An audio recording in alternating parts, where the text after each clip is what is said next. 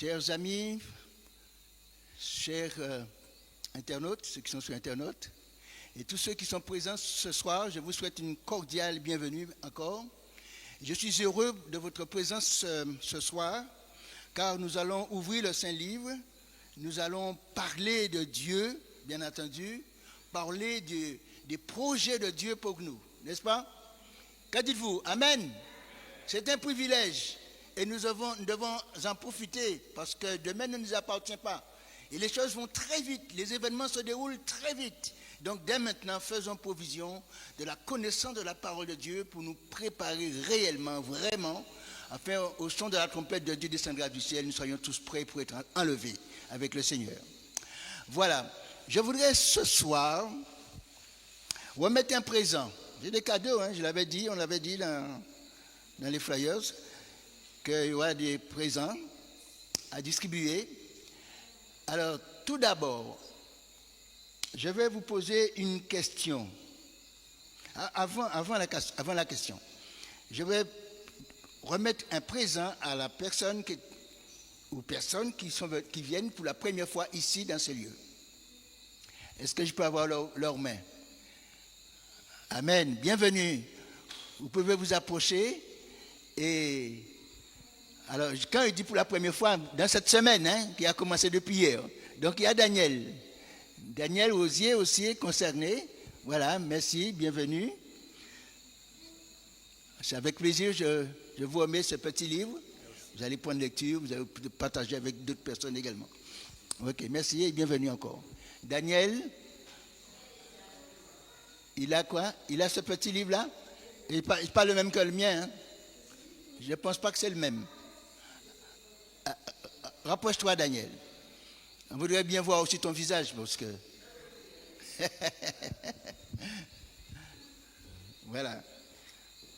Heureux de te voir ici parmi nous. C'est pas le même, Je sais que je vois lequel que tu as dans ta main là. Voilà, tu vois, c'est pas le même. Exactement. C'est pas le même. Ok, bienvenue et bon courage, bonne soirée, bonne étude.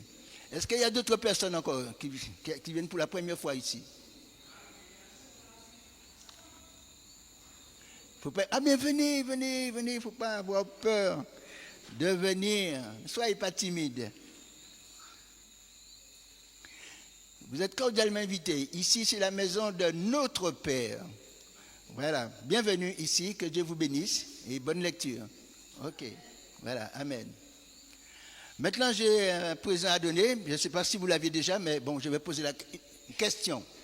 Alors, hier matin, nous étions ici. Quelle était la posture? Elle a à peu près 3 questions, mais elles ne sont pas compliquées. Quelle était la posture de l'ange, d'accord, d'Apocalypse 10? Question facile comme bonjour. Quelle était la posture de l'ange de l'Apocalypse 10?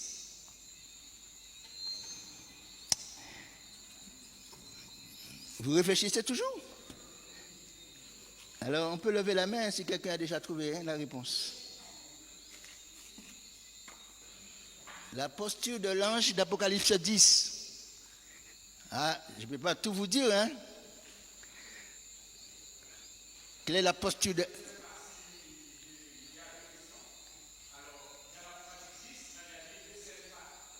Il a quoi? Non, ça c'est sa déclaration. Ça c'est sa déclaration. Tu as même anticipé une question, donc tu vas avoir un cadeau. Bon. Mais la première question, quelle était la posture de l'ange? Elle avait une posture assez particulière. Elle était comment? Il était comment, cet ange? Debout. Mais quelle était sa posture? Debout avec un pied et l'autre pied sur? Voilà, donc personne n'a trouvé, je vous ai aidé là. D'accord? Bon. Maintenant, alors qu'il avait cette posture, il a fait une déclaration. Qui pourra me dire quelle est la déclaration qu'il a fait avant la déclaration dont a parlé Patrick? C'est ça Patrick a dit, c'est ça que tu avais dit Patrick. Mais avant, avant qu'il ait dit qu'il n'y a plus de temps, il a dit quelque chose avant. Il avait un pied sur la mer et l'autre pied sur la terre, et il a...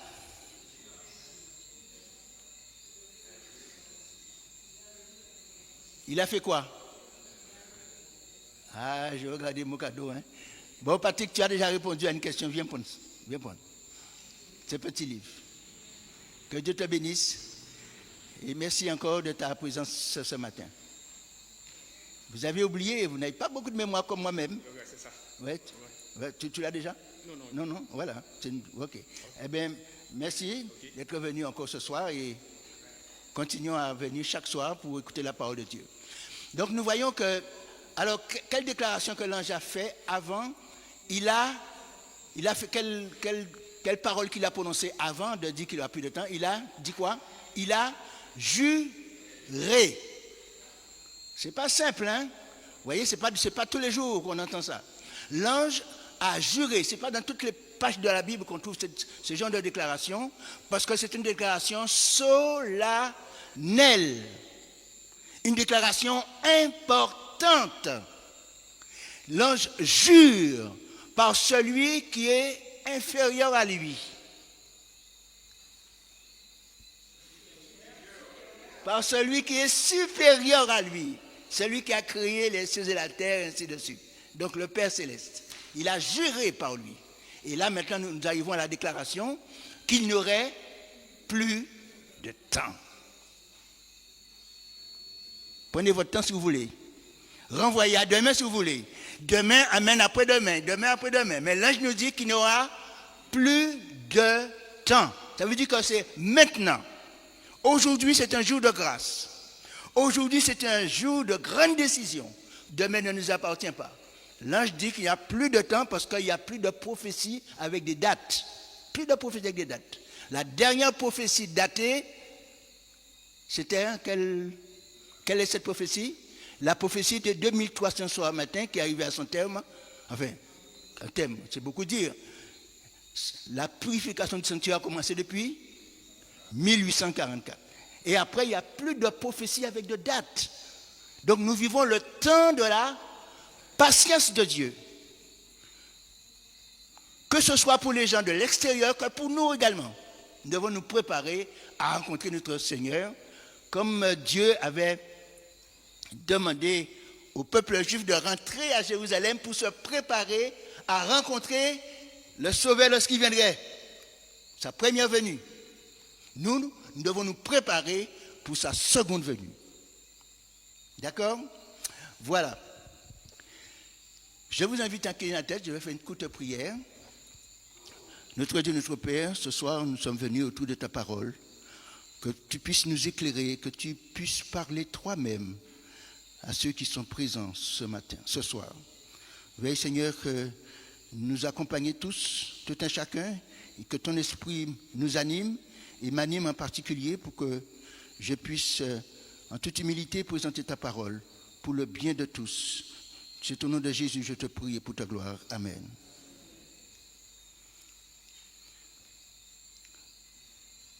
Clara Anderson. C'est une histoire. Clara Anderson travaillait à San Francisco comme femme de ménage. C'était une femme douce et très consciencieuse. Un jour, après avoir travaillé pendant 15 ans pour le même employeur, 15 ans pour le même employeur, elle disparut. Son employeur n'avait aucune idée où elle était partie. Puis, par miracle, après des jours et des jours de recherche, les services sociaux de la ville la retrouvèrent. Elle était en train de se laisser mourir de faim dans une cabane de montagne en dehors de San Francisco. Elle déclara au reporter qu'il l'avait enfin retrouvée. « Je veux mourir. Je veux mourir. Laissez-moi tranquille. Personne ne se soucie de moi. Je ne suis qu'une femme de ménage. une parmi des milliers d'autres qui font les petits travaux. Je n'ai ni famille, ni amis. Je me sens si seul que je n'ai plus envie de vivre. Il n'y a personne à qui je puisse parler ou ouvrir mon cœur. Laissez-moi mourir. Personne ne se soucie vraiment de moi. Personne ne se soucie vraiment de moi est le cri désespéré de nombreux hommes et femmes sur cette terre. Dans une enquête récente sur Dieu, on posait la question, si vous pouviez poser une seule question à Dieu, quelle serait cette question? Et si on vous pose la question ce soir, quelle serait cette question? Voilà celle que des millions de personnes poseraient. Dieu se soucie-tu vraiment de moi? Si tu es aussi bon qu'on le dit, pourquoi tant de maladies, de souffrances, de morts dans notre monde? Et nous avons certainement déjà entendu parler de ce genre de déclaration, n'est-ce pas? Concernant Dieu. Et cependant, vous le saviez comme moi, Dieu nous aime. Dieu nous aime profondément, profondément.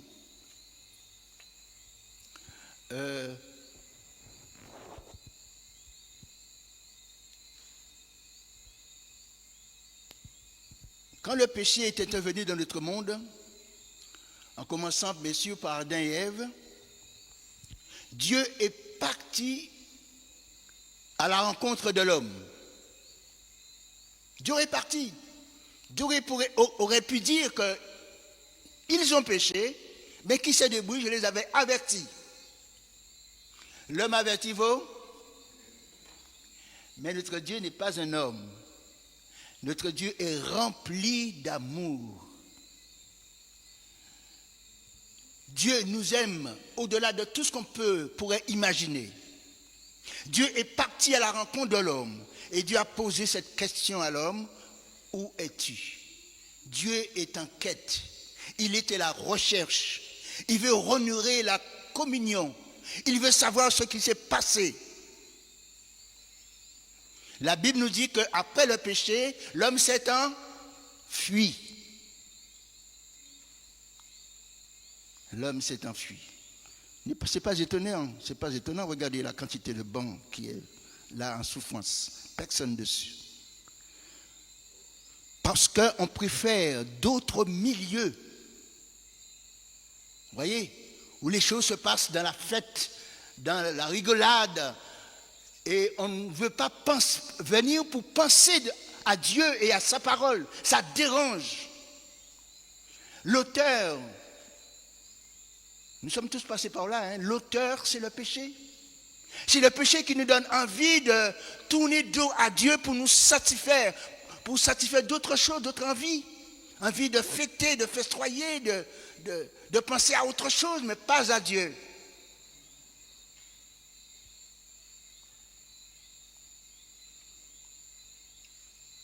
Dans certains milieux familiaux ou ailleurs, on parle de toute chose. Mais lorsqu'on arrive sur la question de Dieu, problème. Alors que ça devait nous réunir, au contraire. Ça devait attirer notre curiosité, Dieu. Eh bien, notre Dieu est parti à la rencontre de ses créatures. Je vais vous raconter une histoire parce que lorsque j'ai relu l'histoire d'Adam et Ève et leur fuite, comment le péché nous arrive à nous détourner de Dieu et nous empêcher d'avoir envie de communier avec lui, même d'entendre sa parole. C'est l'histoire de mon frère. Il y a ma soeur qui est là. Je ne dis pas dire son prénom, parce qu'on ne sait jamais s'il entend ça sur YouTube. Mais c'est une réalité. Mon frère, mon grand frère, et je ne sais pas si ma petite soeur qui est là, si elle se rappelle de cet événement, il était plus jeune, hein, très jeune. Et on sortait de l'école, vous savez, à Caranguaise, vous savez, l'école de Caranguaise est en bas, dans le près du Trois Chemins. Et à ce moment-là, l'école est là. Donc, on sort à 16h le soir, l'après-midi, et puis on devait rentrer chez nous. Mais dans l'école, vous savez, dans les écoles à l'époque, il y a toujours, je dis entre parenthèses, des caïds, des personnes, des jeunes, surtout des garçons. Ils jouaient le rôle de chef. S'il te dit de leur donner, s'il te demande ton goûter, il ne faut pas insister, il faut donner le goûter. Hein. Et la plupart des enfants avaient peur. C'était les plus grands qui étaient à l'époque en fin d'études. C'était les plus grands. Ils étaient terribles et on avait peur d'eux. Il n'y avait pas beaucoup, il y avait à peu près 4. Mais mon frère, lui, il ne faisait pas partie des méchants, mais il n'entrait pas dans 4 chemins non plus. Ça a toujours été comme ça. Il a toujours été comme ça. Ce n'était pas un blagueur, ce n'était pas quelqu'un qui provoquait les autres, mais il n'entrait pas dans 4 chemins. Mais les autres ne savaient pas cela. Alors ils l'ont poussé à la bagarre, parce que chaque après-midi, lorsqu'on sort de l'école, c'est la bagarre. Alors les grands, les forts, c'est eux qui remportent la bataille, et ils sont fiers, ils sont contents, ils sont les plus forts, ainsi de suite. Et un après-midi, en sortant de l'école, ils ont dit, bon, celui-là, en parlant de mon frère, on va s'occuper de lui. Alors, Jacques, entre parenthèses, le mot est sorti quand même. Et il est sorti quand même. Vous voyez, vous avez l'habitude. Hein? Et finalement, il est venu vers moi. Lorsqu'il a vu que cet attroupement, parce qu'il s'attroupait, hein, mis ma main, touché ma main. Alors, il le met devant tes pieds. Il faut même pas. Dès que tu bouges, tu touches. Alors, la bataille commence. Alors, Jacques est là. Jacques a senti que ça va déraper. Jacques est venu dans mes oreilles. Il m'a dit, Jean, j'avais à l'époque peut-être 10, 11 ans. Il m'a dit, Jean, tu montes, hein, tu vas à la maison, tu cours, tu vas à la maison. Et ensuite, je suis parti. J'ai pris mes 2 pieds, je suis parti parce que, vous savez, ceux qui connaissent Caranguaise, on est à peu près 300 mètres plus haut que sur François, où habitait sur François. Donc on est un peu plus haut. Donc je suis monté, je suis parti. Monté à toute vitesse. Et là, il pousse Jacques, il bouscule Jacques, parce qu'on m'a rapporté après les événements. Il bouscule Jacques. Mais Jacques est là, comme ça, la tête baissée. Tout le monde se dit, ah, il a peur, il ne veut pas se battre, il a peur. Mais ils ne savent pas ce que Jacques est en train de faire. Ils ne savaient pas. Et il dit qu'il a peur. Mais Jacques est là, comme ça. Vous savez qu'est-ce qu'il cherchait? Une bonne pierre. Une bonne pierre. Et lorsqu'il a trouvé la bonne pierre, paf! L'autre est tombé. Et lui, il a pris la fuite. Il est resté environ 3 jours, 3 nuits dehors. Il avait peur que ma mère puisse le gronder terriblement. Il avait très peur, il est resté environ 3 nuits dehors. Et pourquoi je vous raconte cette histoire? Parce que je me souviens, ma mère, alors que la nuit tombait, il est 19h, 20h, ma mère en train de marcher dans la rue. Jacques, reviens. Venez Jacques, elle passe partout, mais elle ne sait pas dans quelle direction elle est. Elle ne sait même pas dans quelle direction. Elle appelait son fils, comme ça, elle appelle. Reviens, on ne te fera rien, reviens. 3 nuits dehors.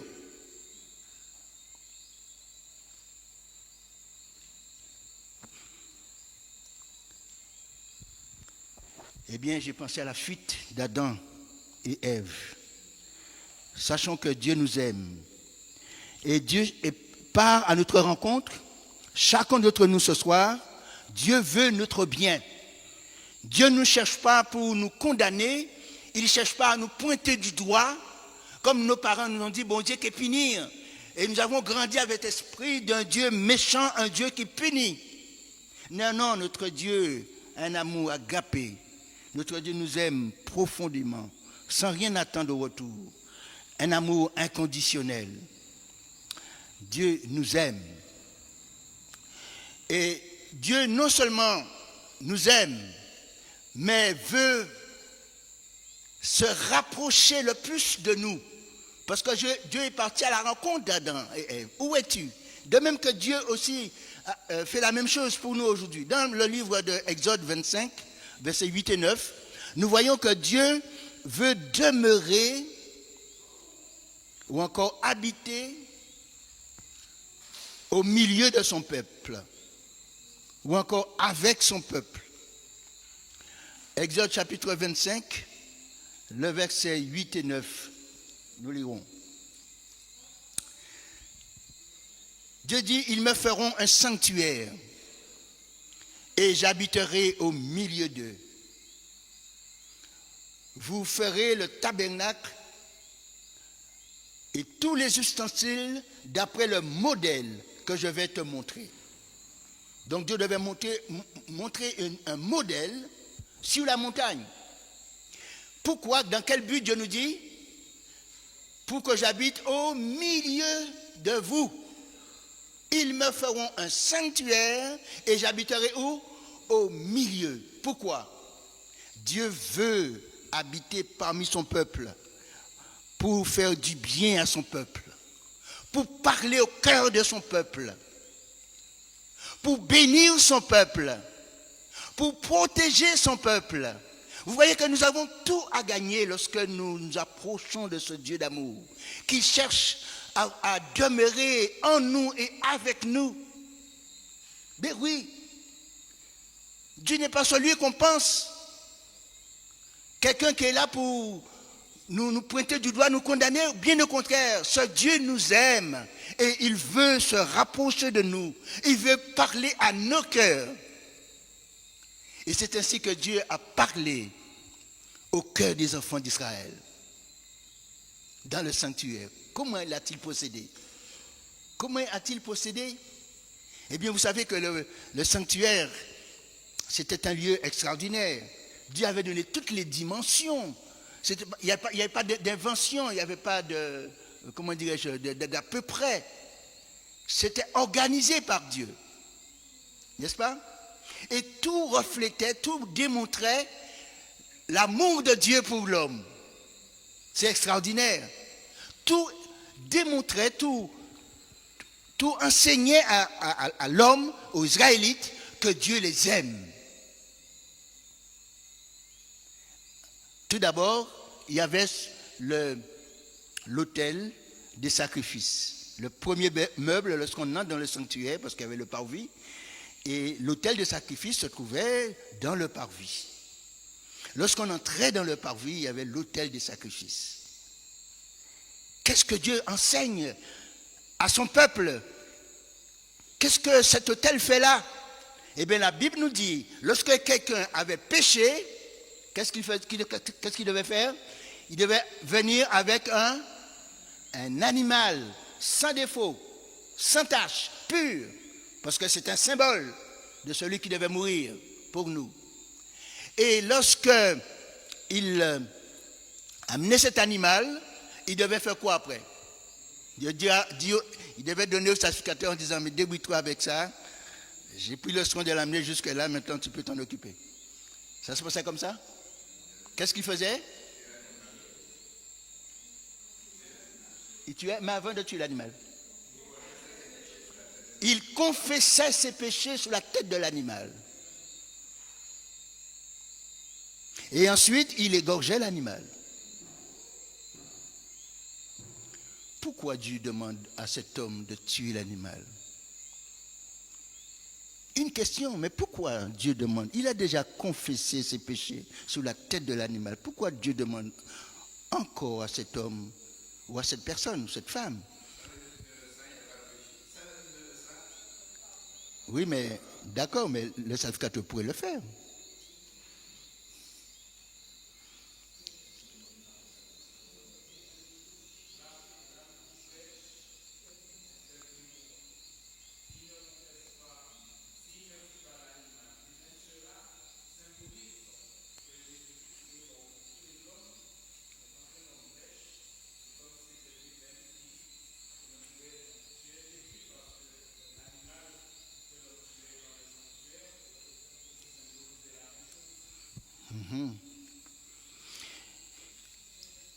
Il confessait, il mettait ses 2 mains sur la tête de l'animal, il confessait ses péchés, et il y avait là ce qu'on appelle un transfert qui se faisait. Parce que l'animal devenait quoi? Son substitut. Son remplaçant, quelque part. Pour être clair. Son substitut, son remplaçant. C'est-à-dire que la Bible dit que le salaire du péché, c'est la mort. Et comme l'animal devient son substitut, son remplaçant, l'animal va mourir à sa place.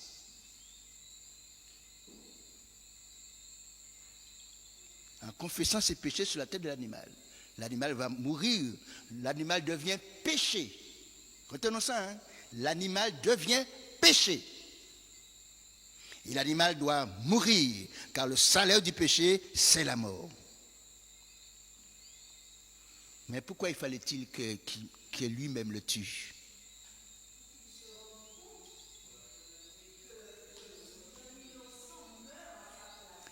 Amen. C'est ça que tu voulais dire, Serge? Voilà. Dieu voulait que l'homme prenne sa responsabilité, que l'homme se sente responsable de ses actes, de ses agissements. Lorsque l'homme a péché, il devait savoir que cela coûte quelque chose à quelqu'un. En l'occurrence, la mort. La mort d'un animal, mais en mémoire de Christ qui devait venir. Ce Christ qui va mourir pour nous. Donc nous voyons qu'il y a là un langage d'amour de la part de Dieu. Ce n'est pas le pécheur qui va mourir. Alors je vous pose une question très simple. Pourquoi le pécheur? Pourquoi Dieu a empêché au pécheur de mourir?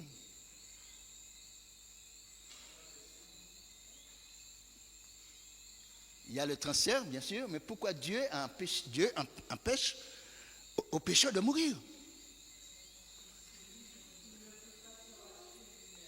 Absolument. Parce que si le pécheur meurt, c'est terminé. Parce que lorsque la Bible parle, Paul nous dit dans Romains 6, 23 que le salaire du péché, c'est la mort. La mort en question, ce n'est pas le sommet de la mort que nous connaissons aujourd'hui.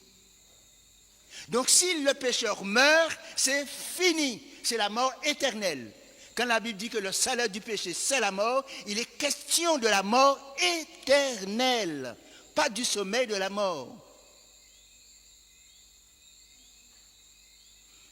Donc voilà comment Dieu nous aime, comment il a prévu un système, un rituel, pour que nous puissions recevoir le pardon sans mourir. Parce que si on meurt, c'est fini pour nous. On ne peut pas sortir, parce que la mort, c'est la mort éternelle. Mais Dieu, dans son amour, a établi ce rituel pour nous aider à prendre conscience que le péché donne la mort éternelle, parce que l'animal meurt véritablement, l'animal. Cet animal, c'est un symbole de Jésus. Donc Jésus va mourir du sommet de la mort. Jésus, vous ne me suivez pas, hein? Jésus va mourir du sommet de la mort? Non, non. Jésus va payer le prix exigé par la loi. La mort éternelle. Jésus est mort de la mort éternelle. Il a goûté à cette mort éternelle. C'est quelque chose qui dépasse toute compréhension. La science, aucun scientifique, aucun grand savant ne pourront expliquer cela. Ça dépasse, nous sommes de manière spirituelle, profondément spirituelle. Et nous voyons tout l'amour de Dieu dans le plan qu'il a établi pour nous sauver. Il a prévu que son Fils devait payer le prix. Il n'y a que la divinité qui pourrait mourir à notre place. Que la divinité, aucun ange, quel que soit l'ange, quel que soit son rang, aucun ange, aucune créature ne pourrait faire cela. Que la divinité. Et c'est pourquoi Jésus a été choisi. Jésus était volontaire. Et Jésus a décidé de descendre ici-bas et de payer le prix de notre salut, frères et sœurs, chers amis. Ah oui. Il a décidé de payer le prix pour que nous puissions avoir la vie éternelle. On devait rendre gloire à Dieu tous les jours. Je voulais vous entendre dire Amen. Amen. Amen. Ce Dieu nous aime par-dessus tout. Ben oui. Extraordinaire. Je crois que l'humanité n'a pas encore, enfin, beaucoup d'hommes et de femmes, pour être plus précis, beaucoup d'hommes et de femmes, de notre civilisation même, n'a pas encore compris ce que Dieu a fait pour nous retirer de la mort éternelle. La Bible dit que nous étions tous condamnés à mort. Tous, à cause du péché originel.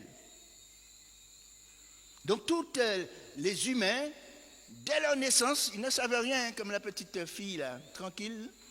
Elle ne connaît pas beaucoup de choses encore, mais elle a déjà son épée Damoclès sur sa tête. Condamnée à mort. Péché originel. Heureusement, Dieu, dans son amour, a renversé les choses. Il a permis que son Fils meure à notre place. Vous frères et sœurs, je dois vous dire, chers amis, je dois vous dire, si je suis devant vous ce soir à vous parler, c'est parce qu'un jour, quelqu'un a ouvert le Saint-Livre avec moi. Et nous avons étudié la parole de Dieu. Vous savez ce qui m'a touché vraiment, je vous le dis sincèrement, c'est l'amour de Dieu pour moi. Quand j'ai vu comment Jésus est mort à la croix, lui juste, il n'a rien fait de mal. Il a vécu une vie pure, une vie saine, une vie sainte. Et cependant, il a été cloué à la croix pour moi. Quand j'ai compris cela, j'ai pleuré comme un enfant. Et je demandais à Dieu de me donner la force de faire partie de ses enfants. Je crois que on m'aurait offert le monde entier à l'époque. Peut-être encore aujourd'hui, hein? Le monde entier. Non, Jésus d'abord. J'étais prêt à aller suivre Jésus. Et Jésus seul. D'ailleurs, quand je suis rentré, j'étais dans un stage. Quand je suis rentré, j'ai appris la nouvelle à ma mère. Mon père l'a su. Un peu indifférent, mais bon, pas trop chaud, mais il ne m'a rien dit. Ma mère non plus ne m'a rien dit. Mais j'avais pris ma décision. Personne, mais je vous dis, personne ne pourrait me faire prendre une autre direction. J'avais compris l'amour de Dieu pour moi. Je ne sais pas pour vous. Mais, comme j'ai dit hier, prenons notre salut au sérieux. Prenons Dieu au mot. Dieu nous sauve. La Bible dit que Dieu a tellement aimé le monde. Qu'est-ce qu'il a fait? Il a donné son Fils. Il a tellement aimé le monde. Et que ce monde-là est en train de se tourner dos à Dieu. Et quand je vois les bancs vides, ça me fait quelque chose. Ça me fait quelque chose. Vous savez pourquoi? Il y a à peine un mois, hein, déjà. Je ne sais même pas s'il y a déjà un mois. Il y avait des foules de personnes qui couraient derrière Vaval.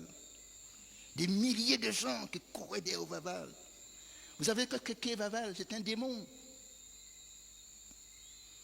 Un démon qui est en train de se moquer de Dieu. Ben oui. Et les hommes, c'est entré dans la culture, parce que le diable sait comment il doit faire, procéder. Il entre à travers la culture, et les gens disent c'est culture en nous. Eh bien, voilà. Mine dit en nous, c'est Vaval qui est bon dit en nous. Ils ne le disent pas comme ça, bien entendu. Ok? Parce que les hommes n'ont pas compris l'amour de Dieu. Ce qui est derrière ce que Dieu a fait dans la personne de Jésus-Christ. C'est la vie éternelle que Dieu nous donne. Ce n'est pas une vie meilleure ici-bas. Ce n'est pas une vie confortable ici-bas. Ce n'est pas une vie sans maladie ici-bas. Mais la vie éternelle C'est-à-dire qu'on ne va jamais mourir, plus jamais. Le péché ne fera plus son apparition, la mort ne sera plus, la Bible dit. La mort ne sera plus, plus de séparation, plus de souffrance, plus de cancer. Ben oui, une vie éternelle. Dieu m'a chargé de vous le dire ce soir, chers amis.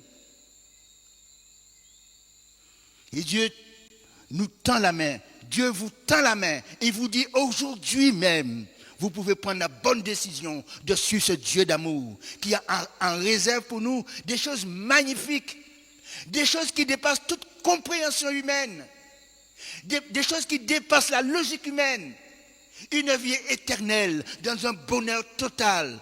Quelqu'un me disait, je parlais à une personne de la vie éternelle, il me disait, ah, si c'est comme dans ce monde-là, je ne m'intéresse pas.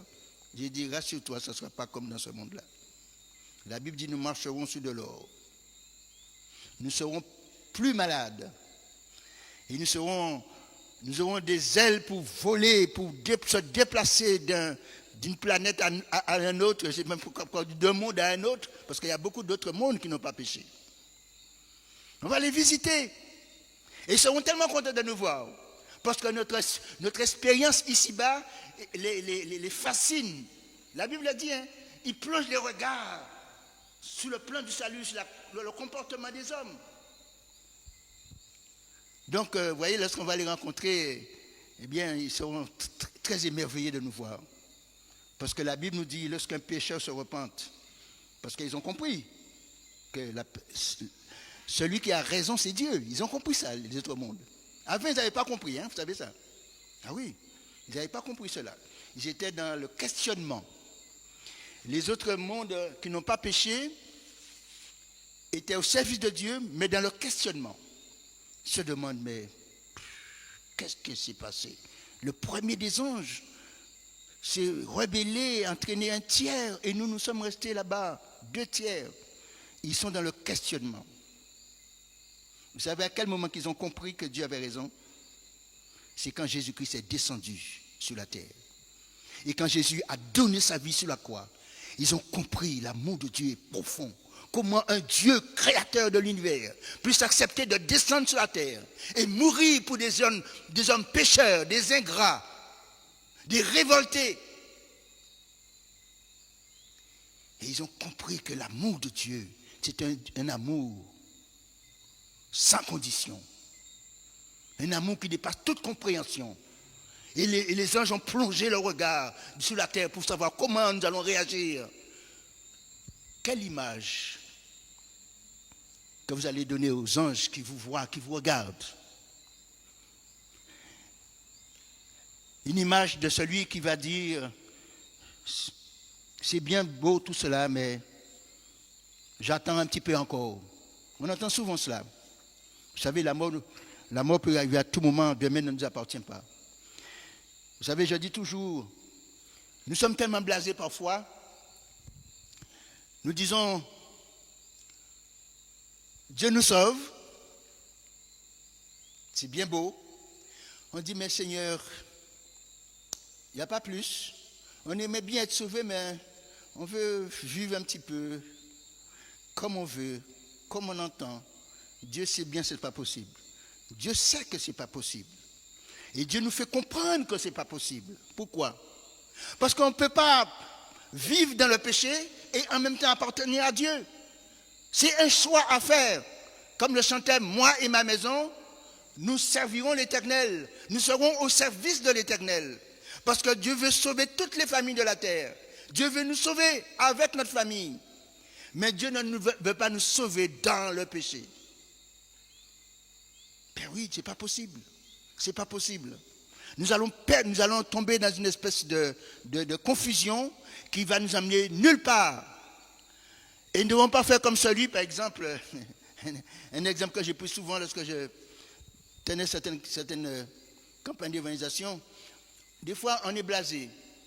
Vous savez, imaginez un petit peu quelqu'un est en train de se noyer. La personne est en train de se noyer. La personne est dans l'eau en train de se débattre. Et quelqu'un arrive là et il voit cette personne en train de se noyer. Qu'est-ce qu'il va faire? Il va envoyer un fil, une corde va envoyer une corde pour la personne. Il a cette possibilité. Et la personne va attraper la corde. Parce qu'elle a peur de se noyer, n'est-ce pas? Elle veut vivre. Elle va tenir la corde. Et puis, en tenant la corde, il va dire, tu n'as pas mieux. J'aime bien le vert ou bien le rouge. Tu n'as pas une autre couleur. Et il lâcherait la corde pour mourir. C'est un peu ça que nous faisons, d'une manière sans le dire.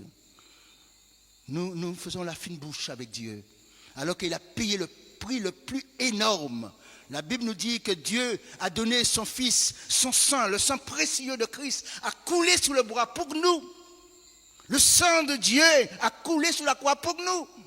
Et aujourd'hui, on fait la fine bouche. Oui, Seigneur, j'aime bien les choses comme ça, j'aime bien ma tradition, j'aime bien ceci, j'aime bien cela. Mais non, mais c'est un affront, on se moque de Dieu. Nous comprenons ça. Nous comprenons ça, n'est-ce pas? Mais oui, nous comprenons ça. Imaginons un peu quand nous avons un enfant qui court vers un précipice. On va rester, on va dire, petit enfant, viens. On va agir comme cela. On va crier. On va courir au secours de l'enfant pour l'empêcher de tomber dans le précipice. Parce qu'il va mourir. C'est ce que Dieu a fait pour nous, frères et sœurs, chers amis. Dieu a envoyé son Fils pour que nous ne puissions pas tomber dans la mort éternelle. Parce que Dieu ne veut pas que nous mourions. Et c'est pourquoi le texte nous dit, dans Jean 3,16, Dieu a tellement aimé le monde qu'il a donné son Fils. Ben oui, un amour sans condition, un amour profond. Oui, je vais terminer là. Personne ne nous aime autant que Jésus, contrairement à cette femme de ménage. Personne ne nous aime autant que Jésus. Personne. La Bible dit, à peine mourrait-on pour un juste, quelqu'un de bien. À peine. Mais Dieu use de son amour envers nous en ce que lorsque nous étions des pécheurs, Dieu a décidé d'envoyer son Fils. Alors que nous étions ennemis de Dieu, il a accepté d'envoyer son Fils mourir pour nous à la croix. L'amour de Dieu est si grand qu'il peut combler tous nos besoins. Une mère peut oublier ses enfants, pas Dieu. Un père peut abandonner sa famille, pas Dieu. Et Jean, l'apôtre de l'amour, nous dit, et cet amour consiste non pas en ce que nous avons aimé Dieu, mais en ce qu'il nous a aimés et qu'il a livré son Fils comme victime expiatoire pour nos péchés. Oui, chers amis, Dieu nous aime. Nous devons apprendre à faire confiance à Dieu. Lui faire confiance au point de nous abandonner à lui totalement. Parce que c'est notre bien qu'il veut, notre salut, notre bonheur. Nous devons faire confiance à Dieu au point de lui confier entièrement nos vies, au point de nous laisser conduire par lui, au point de prendre la plus grande décision de notre vie, la décision d'accepter la grâce de Dieu, la grâce de Christ, la décision de marcher dans les pas de Jésus, la décision d'accepter que Christ soit mon sauveur, mon salut, ma vie éternelle. C'est la plus grande décision qu'un être humain, ici-bas, peut prendre dans sa vie. Et c'est le but de Dieu, le désir de Dieu, c'est que nous soyons tous sauvés avec lui. Pourrais-je voir la main de ceux qui veulent faire cette expérience de salut? Amen, amen, Dieu soit loué. Ne laisse personne vous détourner de cet engagement-là. Dieu a vu votre main, les anges ont vu. Ne laisse personne, vous savez, Satan, il est expert dans la matière. Il enverra des personnes pour vous détourner de Dieu. Il enverra des familles, des proches, des amis pour vous dire, mais qu'est-ce qu'il fait là? C'est le diable qui est derrière cela. Mais faites confiance à Dieu, faites confiance à la parole de Dieu et ne vous laissez pas induire en erreur. et vous détournez de votre engagement. Que Dieu vous bénisse, que Dieu vous garde et qu'il vous donne la force nécessaire de continuer à étudier sa parole pour que votre foi grandisse, pour que vous appreniez à lui faire confiance de plus en plus et que le jour viendra, tous ensemble, que nous soyons enlevés à la rencontre du Seigneur dans les airs. Amen. Eh bien, demain soir, nous aurons un sujet magnifique. Là, nous avons parlé du sanctuaire terrestre brièvement, mais demain soir, nous allons commencer à parler du sanctuaire céleste. Vous allez voir, il y a des choses extraordinaires à découvrir. Venez demain soir, amenez avec vous vos amis, nos proches. Il n'y a qu'une seule semaine. Dimanche prochain, dans 8 jours, c'est fini. Jeudi, il n'y a pas de réunion. Nous serons là donc demain lundi, mardi, mercredi, ensuite vendredi, samedi matin et dimanche soir, ce sera la clôture. Que Dieu vous bénisse. Persévérons dans la course que nous avons entreprise avec lui. Voilà, merci. Nous allons nous chanter le chantème et nous ferons la dernière prière après.